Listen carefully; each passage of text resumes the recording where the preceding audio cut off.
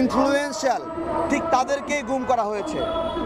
যেমন যখন কোটা সংস্কার আন্দোলনে বিভিন্ন দিক থেকে কোচিং সেন্টারগুলোতে আমরা লোকগুলো নিয়ে আসতাম, এইটা প্রশাসন টার্গেট করেছিল যে এই আন্দোলনে মানুষগুলো সমন্বয় করছি আমি, সেই জায়গা থেকে আমাকে তারা গুম করেছিল। ঠিক একইভাবে এই যে বড় বড় আন্দোলনগুলো হচ্ছে, এই আন্দোলনে যারাই গুরুত্বপূর্ণ ভূমিকা রাখছে, যারা এই আন্দোলনকে সংগঠিত করছে, তাদেরকেই গুম করা হচ্ছে। মানবাধিকার দিবসে আমাদের একটাই চাওয়া যে শেখ হাসিনার সরকার এই আয়না ঘরগুলো যে গড়েছে, এই আয়না ঘরগুলো ভেঙে দিতে হবে। ভেঙে সেখান থেকে গুম হওয়া পরিবারগুলোকে, গুম হওয়া সন্তানদের, গুম হওয়া বাবাদেরকে বের করে আনতে হবে।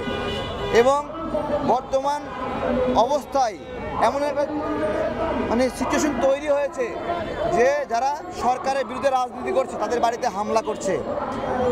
আমি সকল এই সরকারের বিরুদ্ধে যারা লড়াই করছে তাদেরকে আমার আহ্বান, যারা হামলা করছে তাদেরকে চিহ্নিত করে তাদের বাড়িতেও পাল্টা হামলা করতে হবে।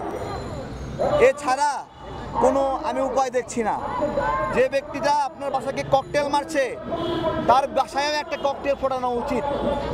যেই লোকটা আপনার বাড়ির গ্লাস গিয়ে ভেঙে দিচ্ছে রাতের অন্ধকারে, সে কেন আরামে থাকবে? তার তো আরামে থাকার অধিকার নাই। যে একটা নিরীহ রাজনীতিবিদের বাসায় গিয়ে হামলা করছে, সে হামলাকারী কেন নিরাপদে থাকবে? তারও উপরে হামলা হতে হবে।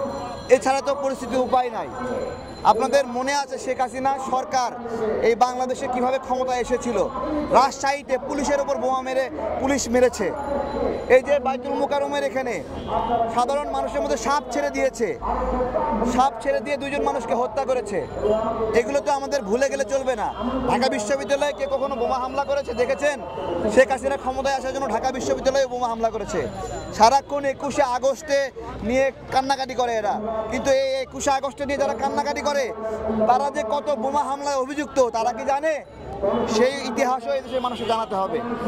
আমি এই মুহূর্তে যেটা গুরুত্বপূর্ণ মনে করছি, এই গুম হওয়া মানুষগুলোর আত্মা শান্তি পাবে কেবলমাত্র যখন তাদেরকে এইখান থেকে বের করা হবে। এবং গুম হওয়া মানুষগুলো শান্তি পাবে যখন কেবলমাত্র এই গুম করার সাথে জড়িত ব্যক্তিদের শাস্তি দেওয়া সম্ভব হবে। আজকে তাদের শাস্তি না হওয়া পর্যন্ত আমাদের এই গুম হওয়া মানুষগুলোর আত্মা শান্তি পাবে না। ধন্যবাদ সবাইকে।